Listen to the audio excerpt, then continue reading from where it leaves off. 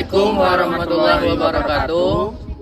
Perkenalkan, kami dari kelompok 1 Hukum Administrasi Negara kelas D Ilmu Hukum angkatan 24. Di sini kami akan membuat tugas video pendek yang berjudul Pengertian Hukum dalam Sumber Hukum Material. Di sini saya akan memperkenalkan diri saya. Saya Dito Johansyah A dengan NIM B1A124177. Saya Sabita Naila dengan NIM B1A124152. Saya Muhammad Refki Saputra dengan NIM B1A124171. Saya M. Gusdansyah dengan NIM B1A124161. Baik, sekian perkenalan kami. Harap menyimak dan menonton dengan baik. Terima kasih.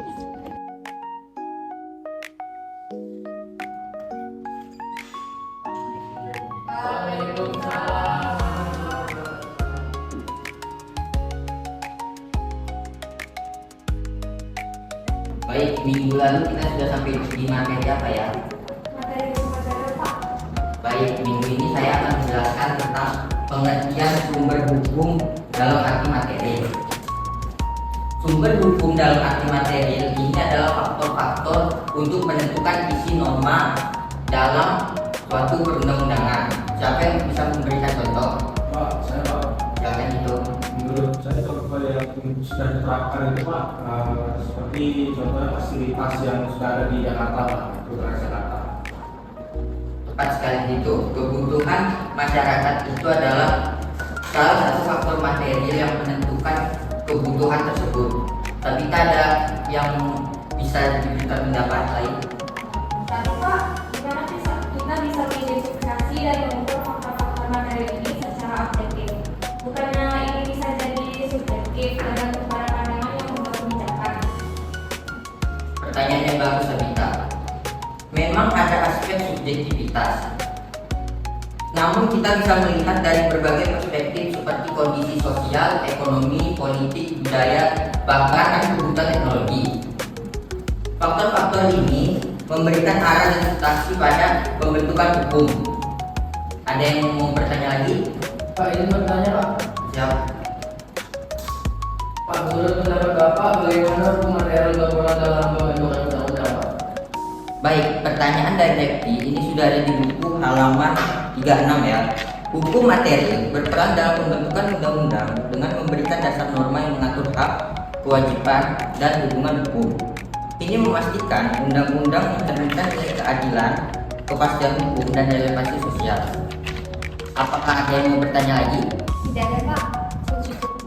Jika tidak ada yang mau bertanya lagi, saya tutup materi hari ini sampai sini. Terima kasih Pak. Silakan. Baik, sekian terima kasih. Wassalamualaikum warahmatullahi wabarakatuh. Waalaikumsalam. Aku masih memikirkan Kalau aku tuh cuma penasaran, kenapa sih sebuah peraturan itu terus apa yang menjadi dasarnya? Karena kan sumber dari materi ini terdapat dari sebuah pohon. Kalau akan dibuat dan singkat, kebijakan juga pasti dengan tepat sasaran. untuk sekarang ini kan menurut budaya kayaknya pemerintah kayaknya udah mulai vaksinasi. Contohnya kebijakan tentang pengelolaan sampah. Sumber hukum material bisa jadi kesadaran masyarakat terhadap kebersihan lingkungan, terus pendekatan sama pembangunan, dan bahkan kebutuhan dari organisasi lingkungan.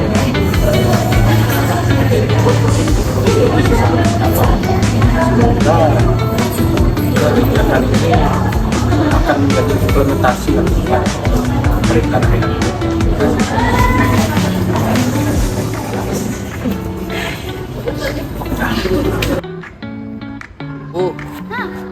Kemarin tuh aku tuh ada ke taman kota Oh iya. Iya, aku lihat taman kota tuh sekarang kayaknya udah ada terawat lagi gitu.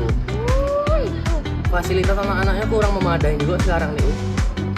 Lagi pula kalau kita jalan-jalan malam lewat situ, tempatnya tuh seram, sepi, gelap juga.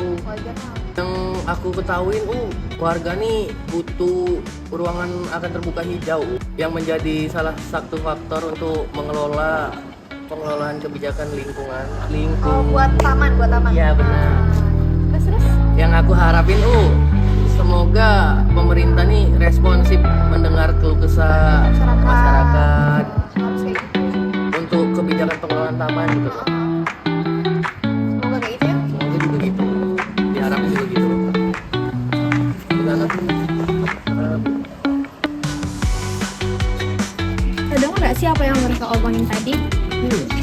Jadi menurut pendapatku kayak mana? Nah, yang mereka omongin tadi tuh benar dan itu salah satu bukti nyata.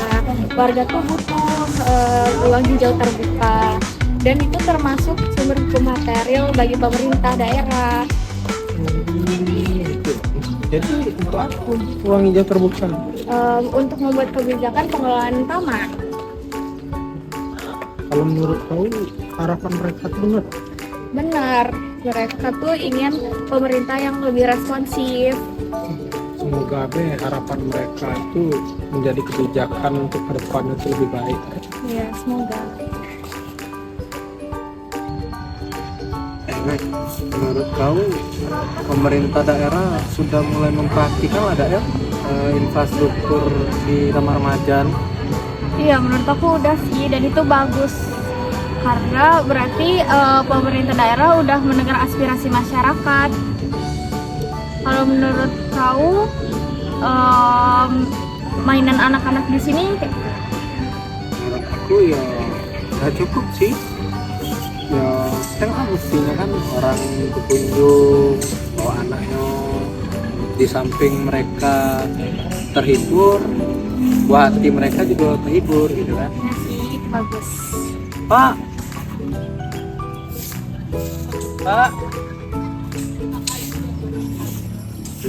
tugasnya juga ramah. Dan di sini kalau sore-sore juga adem sih.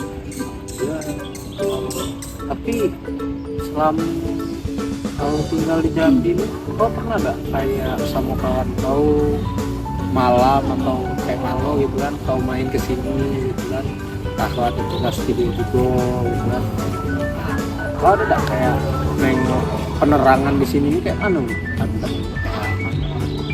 Kalau menurut aku waktu itu pernah lewat sini. Kalau malam agak kurang untuk pencahayaannya, tapi semoga pemerintah daerah segera memperbaiki itu. Jadi bakal banyak yang datang ke sini. Mungkin kalau ada penerangan malam kan mungkin menurut aku ya kayak kurang itu suasana mistis gitu kan. Dan pasti lebih banyak kan yang datang ke sini kalau terang.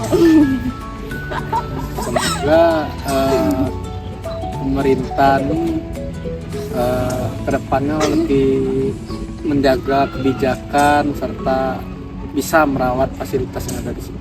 Benar. Taman Remaja adalah taman kota yang menjadi tempat berkumpul dan bermain bagi remaja dan warga sekitar. Taman ini memiliki area hijau yang sejuk, fasilitas permainan, lapangan olahraga, dan tempat duduk untuk bersantai. Taman Remaja sering digunakan untuk berolahraga, bersosialisasi, dan mengadakan acara seni atau hiburan sederhana. Suasananya nyaman dan cocok untuk menghabiskan waktu bersama teman atau keluarga. Sekian tampilan video pendek dari kelompok kami, kelompok 1, mengenai sumber hukum menurut dalam artian sumber hukum material. Semoga bagi para penonton menyimak dengan baik dan mendapatkan wawasan tambahan. Sekian dari kami akhiri. Wassalamualaikum warahmatullahi wabarakatuh.